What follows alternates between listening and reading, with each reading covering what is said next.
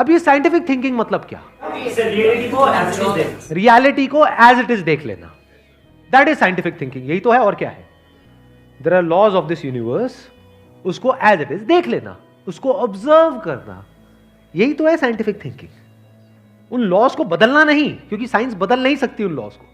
Law of gravity को science बदल नहीं सकती है, उस लॉ को समझ करके उसके हिसाब से एक्ट कर सकती है। इसी साइंटिफिक थिंकिंग को अगर हमको अपनी लाइफ में लगाना हो तो इसका मतलब क्या? एक थिंकिंग हो सकती है लाइफ से रिलेटेड, जो भी आपके दिमाग में कचरा भरा पड़ा है बचपन से लेकर के आज तक, जैसा आपको समझाया गया है लाइफ के बारे में। किसने समझाया है? वो लोग जो खुद नहीं समझते,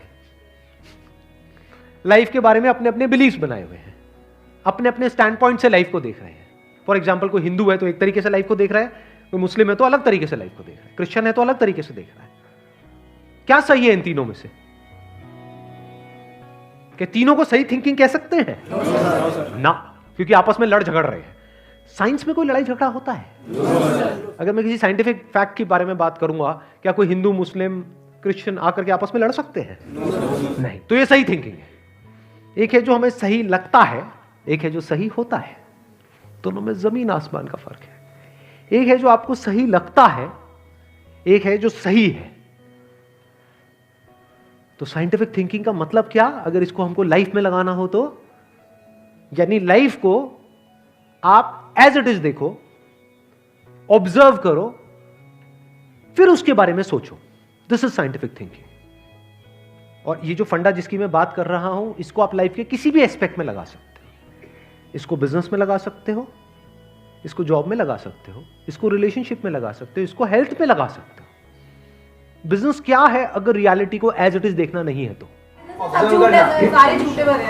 अब ये जो आपने कहा कि बिजनेस में सब झूठे भरे पड़े हैं, क्या ये सच है या आपका अपना एक स्टैंड पॉइंट है? अभी इन्होंने बोला कि बिजनेस में सब झूठे भरे पड़े हैं। अभी ऐसे ही यहाँ पे मैं अलग अलग लोगों से अलग अलग बातें पूछूंगा ना, तो सब बड़े कॉन्फिडेंस से बोलेंगे, as if they know it for sure. जैसे मैं पूछूंगा, हाँ भाई यहाँ पे किसी मेल का किसी का ब्रेकअप हुआ होगा, तो सारी लड़कियां ऐसी होती हैं, सब धोखेबाज हैं।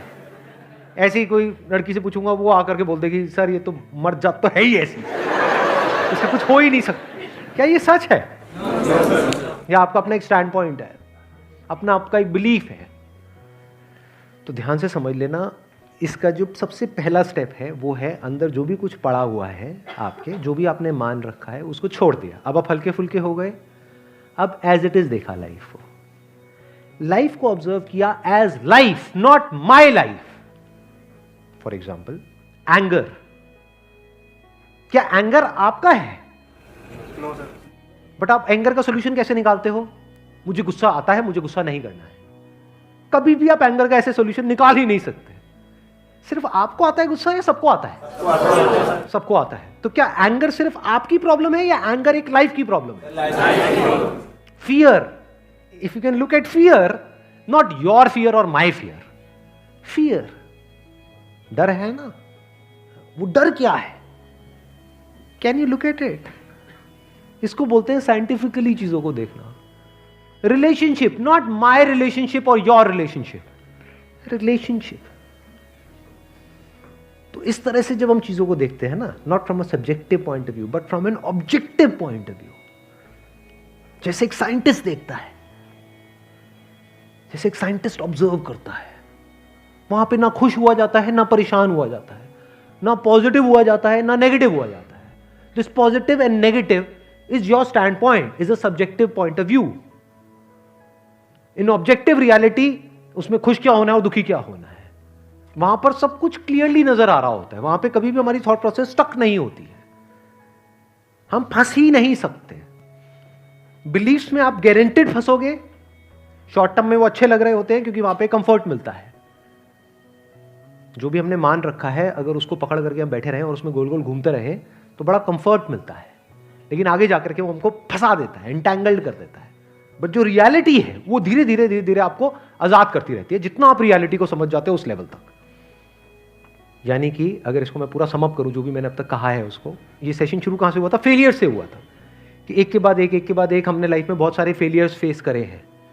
तो अब अपने फेलियर्स को ऑब्जर्व मत करो, अपने को बीच में से हटा दो, ऑब्जर्व करो ये जो फेलियर्स हैं ये क्या है। तो you will start seeing the nature of those failures, you will start seeing the causes of those failures. For example मेरी लाइफ है, अगर मेरे को उसको ऑब्जर्व करना है, दो तरीके हो सकते हैं. एक ये, अब मैं अपनी लाइफ में थोड़ा सजा रहा हूँ जिससे कि आप उसको रिलेट कर सको. मैंने पास में कुछ गलतियां करी, बहुत बड़ी बड़ी गलतियां करी, मेजर लॉसेस हुए.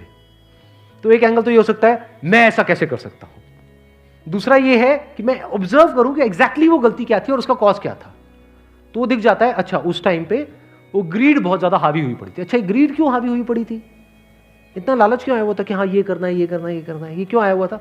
और ये बचपन से ऐसी कंडीशनिंग हुई पड़ी थी, बचपन से घर में यही सारी बातें सुनी थी.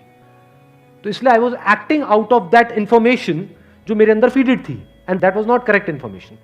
वो सारी इंफॉर्मेशन गलत थी, जिसकी वजह से मैंने जल्दी से एक्ट किया, बिना सोचे समझे, बिना सही थिंकिंग के एक्ट कर दिया. उस वजह से जाकर के फंस गया. तो मुझे उस बंदे ने नहीं फंसाया, मैं खुद फंसा अपने लालच की वजह से. तो अब ये क्लियर हो रहा है हम कैसे देखते हैं. तो वंस वी सी दैट, तो अब मैं उससे पूरी तरह से फ्री हो गया, because I understood something which is very basic in life, जिसकी वजह से पूरी की पूरी लाइफ एक अलग ट्रैक पे निकल गई. क्या समझ आया कि कभी भी ग्रीड से एक्ट नहीं करना है. अब इसको हम समझते हैं, कैसे समझते हैं, मॉरल साइंस की बुक से. वो सब बकवास है, ये लालच नहीं होना चाहिए, सबके अंदर लालच भरा पड़ा है. बट लालच हमको कैसे फंसाता है, इसको ऑब्जर्व किया अपनी गलतियों के बेस पर, और फिर समझ आया अच्छा ये होता है. लालच से ग्रोथ नहीं होती है. लालच से आप पैसा कमा सकते हो, बट उसको आप ग्रोथ नहीं कह सकते, क्योंकि आप डिग्रेड हो रहे हो. तो आप एक्चुअल में ग्रो नहीं कर रहे हो. एक्चुअल ग्रोथ में उसको कह सकता हूं जो होलिस्टिक ग्रोथ हो, उसको ग्रोथ बोल सकते हैं. आपने पैसा तो कमा लिया, लेकिन डर में जी रहे हो कि मैंने इतने घपले कर दिए हैं, अगर किसी ने पकड़ा गया तो पता नहीं क्या हो जाएगा, क्या फायदा ऐसी लाइफ का. उसको आप ग्रोथ कहोगे? Can you call it growth? ना. तो लालच से ग्रोथ नहीं होती. तो ये चीजें समझना बारीकी से, step by step, step by step, तो आप गलतियों का पूरा नेचर समझ सकते हो. The nature of mistakes, the kinds of mistakes, the types of mistakes, और उनके कॉजेस क्या होते हैं. और जैसे ही हमको ये सब समझ आ जाता है और साफ दिखने लग जाता है, तो वो गलतियां होनी हमसे बंद हो जाती हैं. और जितनी भी गलतियां हो सकती हैं, उन सबके अगर नेचर समझ आ जाते हैं, तो गलतियां होने की पॉसिबिलिटी फ्यूचर में ऑलमोस्ट खत्म हो जाती है.